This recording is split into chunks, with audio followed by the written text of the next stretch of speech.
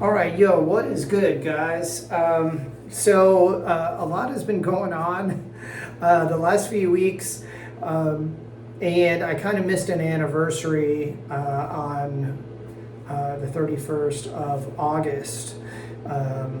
It'll be much later by the time this video is actually posted, but so it doesn't matter.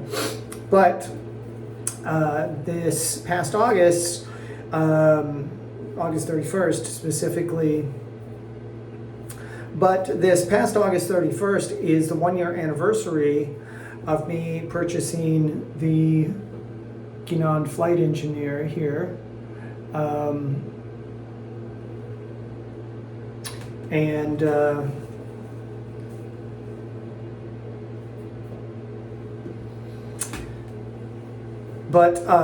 31st marks the 1-year anniversary of me purchasing the Guinand Flight Engineer, and I wanted to just kind of do a 1-year follow-up and review and let you know how I'm feeling about this watch at this point and what my thoughts are on it. I think I did a similar thing I may have done a similar thing for the Baltic, but let's talk about it real quick. So I wear this watch every day. Since I purchased it, I wear it most days. I wear it every day that I work because of its anti-magnetic properties.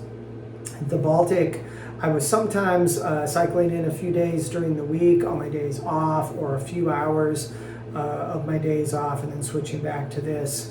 I've eventually come to a point where I decided, as much as I love the Baltic, it's a beautiful watch, I'm just not wearing it that much, and I guess if I was a serious watch collector, I'd just keep it and get a watch winder or whatever.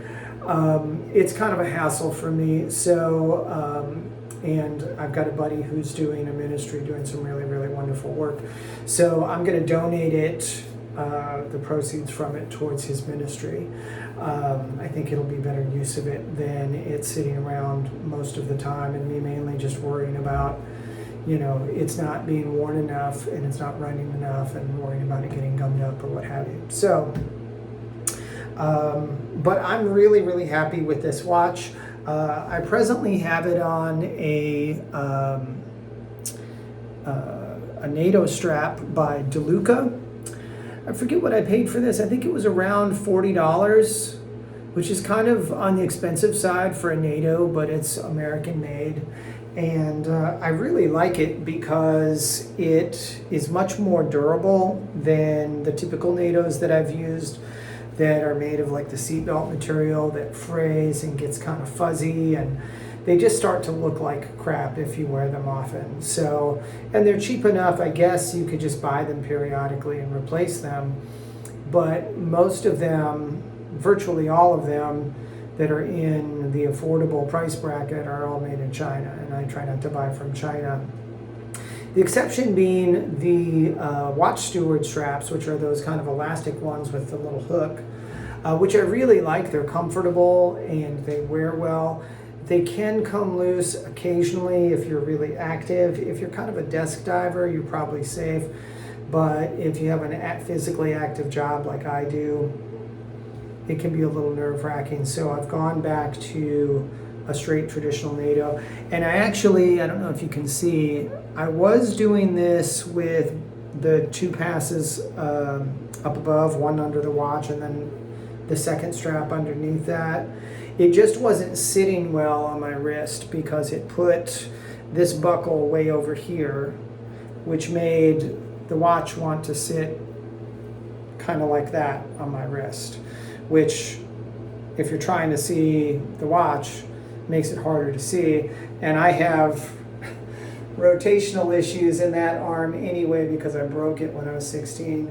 So what I did is I brought the second strap down below like I was doing with my watch straps UK strap that I had, and for whatever reason that just, it brings these down, so I lose I lose the symmetry of the bars over here and the bars over here being balanced, but it brings this down below and creates this nice flat surface for the bottom that keeps my watch centered on my wrist, and it's much easier to read. And I've been wearing this for a couple months at work, and it's showing zero signs of any serious wear. It's very rugged. It's not too stiff. It's not too soft. Very, very happy with it. So, and the watch itself, which is the primary focus of this video, is running great. It's keeping excellent time. It's kept excellent time since the very beginning. It was running at about, I think, plus 2 to 3 seconds a day when I first got it. And in fact, I think the card that they gave me said it was plus 2.5 seconds. It's still running very close to that. If I don't set it for 3-4 weeks or 6 weeks or something like that, then it'll end up a few minutes fast. But most days, I can go 2-3 weeks in a row and it's more or less spot on with the time clock at work, which is impressive for a mechanical watch and one that gets its fair share of knocks with my lifestyle. So I'm really, really pleased with it. I use this timing bezel all the time.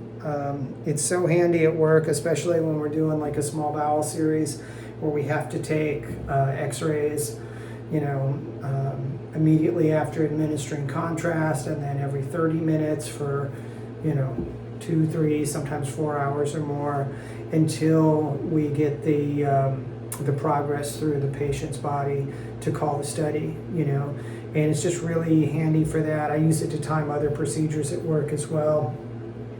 And I'm constantly washing my hands, getting it wet.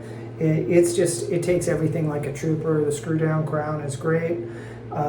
It's got that nice, it's kind of hard to see, but it's got that nice discrete date window at 4 o'clock there, 4:30, I guess.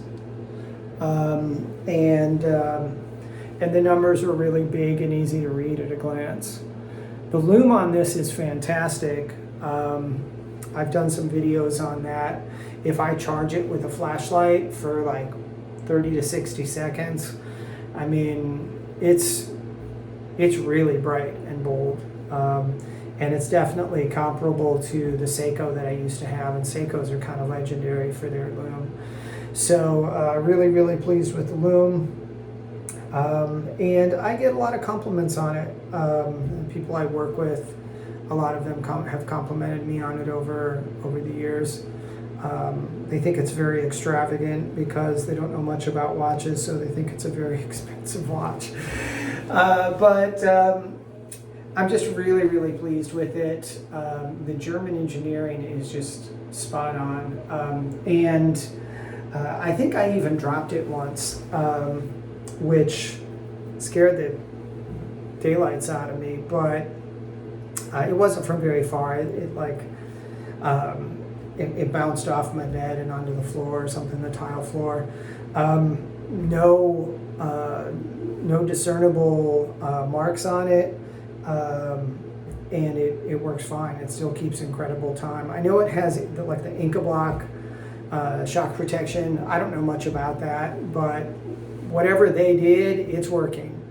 So if you're looking for a nice German pilot watch, I can't recommend the Flight Engineer enough. It's certainly comparable in terms of looks, wow factor, and feature set with something like a Zin 857 or some other Damasco or something like that. The only advantage that those watches have over this is the hardened steel cases, but you will pay handsomely to get those hardened metal cases, and that's really just for some measure of protection against aesthetic nicks and bumps and things like that. I will say, I haven't babied this thing. If I look closely at it, there are a few very faint scratches and marks on it, but nothing that's like, oh, you know, it hurts to look at that. It's taken countless bumps to the case, to the bezel, to even to the crystal itself, and no discernible wear after a year in a very busy X-ray department in a hospital. I love it. So check them out. I will leave a link to the watch and the manufacturer down below. They are definitely worth a look. They're a little off the radar. They're not as well known as some of the sexier German watchmakers.